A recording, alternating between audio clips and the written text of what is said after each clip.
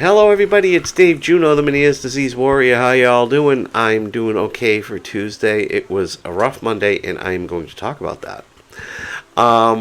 Because we've all heard the term fight or flight. Either you're going to sit there and fight, or you're going to run away from the problem. So here's for instance for fight or flight. So I'm gonna describe the day, and then talk a little bit about it afterwards. So yesterday, and it was yesterday, I really wasn't feeling too good in the morning. And then around, I don't know, 11 o'clock, at 10 o'clock, I heard this god awful tinnitus sound in my ear. And the room was starting to spin. And so I went down. I didn't fall. I never dropped tech. I went down to the ground so I don't fall. Because I've been a fall risk. I've broken ribs. I've fractured ribs. I've bruised them. Ripped muscles by drop attack or falling. So I just put myself down. And, the dogs came over. My wife came over. And I just was kind of like, she knew. And so she helped me to the reclining chair. And which is what I do now, is I will rest before I take a rescue med. So I was lying there, and things started simmering down a little bit. I was just lying there, my eyes closed, sitting in there, my eyes closed. And then all of a sudden, about 45 minutes later, I'm hearing screaming. So I'm thinking, at first, I didn't, my eyes were closed. I'm thinking, the grandkids, jeez. And I was getting ready to say, hey, I don't feel good, please stop. But when my 4-year-old grandson came in the house, it was blood-curdling scream. I knew at that point something was wrong. And so I jumped up out of the chair. And all of a sudden, everything went away. Vertigo, it all went away. And I run over there. He has got hornets on his legs, on his ear and his hair. My oldest son had hornets all around his legs and his back. And luckily, my daughter-in-law only got stung twice, but enough to freak her out. I mean, my granddaughter got stung twice, but 6 years old, it's enough to freak them out. But poor Sammy, it was like the 4-year-old. He was unconsolable, screaming, shaking, awful. So it's like all of a sudden it was like, boom, I got to fight. I have no choice at this point. I got to fight. Boom. So I'm helping him get the bees off. I'm killing the bees because now there's bees in the house, or hornets in the house. So I'm killing the hornets and going absolutely apeshit. You'd never know I was having a vertigo attack. So, we got all that, but he still was screaming. He was screaming. He got stung one time inside his ear. So, my oldest, his father was able to get that stinger out. And because normally hornets don't leave a stinger in. It's, they sting and they'll sting and they'll sting and they'll sting and then they'll take off. They don't generally leave it in there, but it breaks off sometimes. So yeah, he got the sting out, but it was like, we all thought there was a hornet in his ear stinging. So we called 911. Plus he was like shaking, screaming, uncontrollable. And he's autistic, so he can't really tell us what's going on. You just know he's in pain. So, the EMTs came. They were like, "Yeah, let's get him checked out. We don't think there's a bug in there, a hornet in there, but let's get him to the hospital." So my son and him get in an ambulance, and then I get in the car and follow, because I'm gonna have to come home anyways, and I'm really concerned. So we get there, and it's still uncontrollable. Unconsolable. I did get him to laugh a little bit, and eventually he started to calm down, but as soon as they wanted to look at something, he was freaking out. So the doctor came in, and she looked inside, she's like, oh God, it's really puffed out. He's not going into a shock or anything, but he's really puffed out. And they gave him Benadryl and Zyrtec, and then he started calming down. And, we were going home, we stopped at CVS to pick up some more Zyrtec, and they gave him a popsicle while we were there. And so he was finishing the popsicle, and I said, Sammy, how's the popsicle? And he was going, yum, yum, yum, yum. And he fell right to sleep. Thank God. It was like 3 hours of him screaming. And, I knew at that point, I was like, oh my God. So we got home, and I ate, and then I went to the store. Because at this point, Meniere's isn't even in my head. I mean, the adrenaline must have just kicked the vertigo attack from being all hyped up like that. So, no, for then. So, yeah, I figured, let me do a little fishing first, calm down a little bit, then I'll go to the store. So, I did that. I went fishing for a little bit. I caught a bunch of fish. They were real hungry.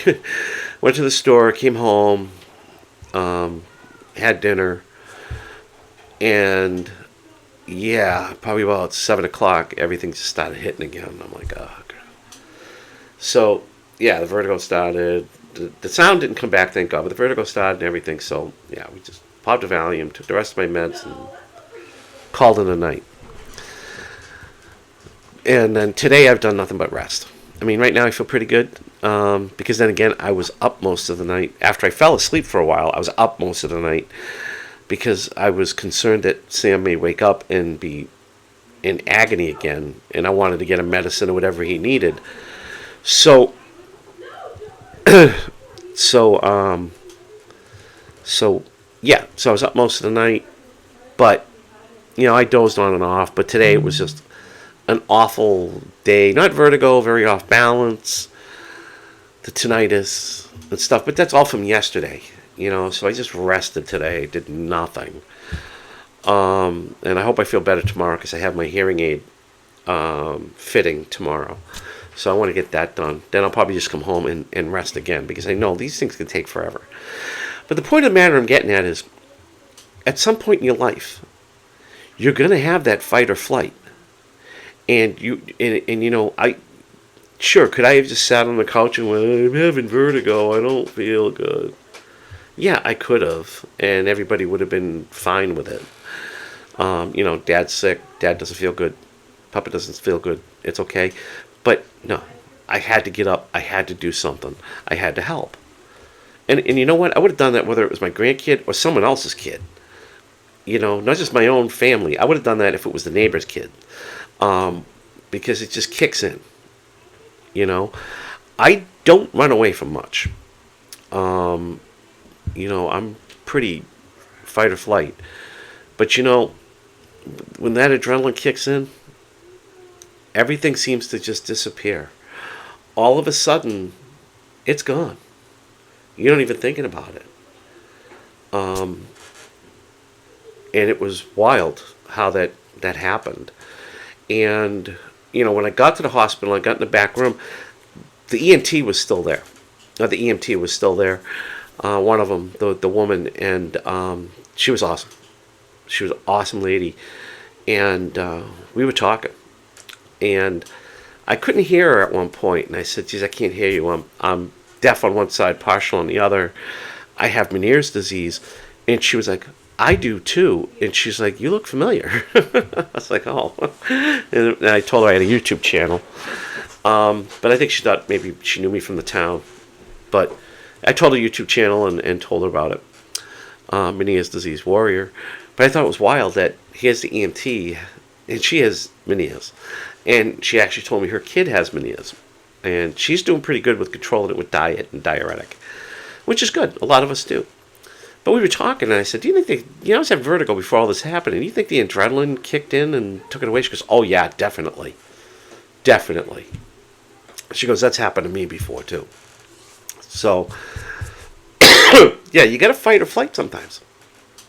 It's just the way it is. Emergencies and things like that don't stop just because we have Meniere's disease. Do you know what I'm saying? It doesn't. So you gotta keep that in your mind, and that's what I mean too. Because a lot of us overthink Meniere's, really, and we overthink it so much that we don't want to do anything. And you'll be surprised what you can do when you have to. You really will. So I wanted to make this video, get it out there, and tell you that yeah, you can do it, and sometimes you got to fight. Sometimes you got to fight. Now there's times that I have to fight. I have to say no. But in a situation like that, I had no choice. That was fight, regardless. So that's it. I'll talk to you all later.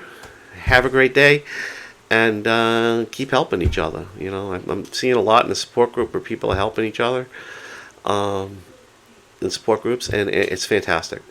So, and remember one thing. I'm here to help people not feel alone, learn from my experiences and my mistakes so you don't make the same mistakes and you don't feel alone. Because a lot of times with this thing, we do feel alone, especially when we're sick a lot. And a lot of us are on social media when we're not feeling good. Okay? Because it's easy to sit there on your phone and lie down and on your phone and just go like this. So if somebody comes across a video of my YouTube channel or my videos, they might not feel as alone. Even though they're in a house and they're by themselves, they might not feel alone in having this disease. So that's what this is about. Experiences, helping, and so people don't feel alone and feel more comfortable. Because I remember when I was first diagnosed and when I first had these issues 10 years ago, I felt very alone. I did, and there was no YouTube channel for many years. Sure, there was probably some for doctors or whatever, but there wasn't this. Okay, support groups were kind of rare on Facebook back then, even though some of them have been around for 12, 13 years. I know the one I'm a moderator on has been around since 2012. So, back when I joined Facebook, and there wasn't a lot of these things. Now there's a lot. So, that's all it is. I'm just trying to lend another helping hand. That's all. So, I'm not selling anything. I'm not trying to make money. I'm not threatening anybody or trying to make people feel uncomfortable. I'm just trying to help. And on that note, I'll talk to you all soon. Take care.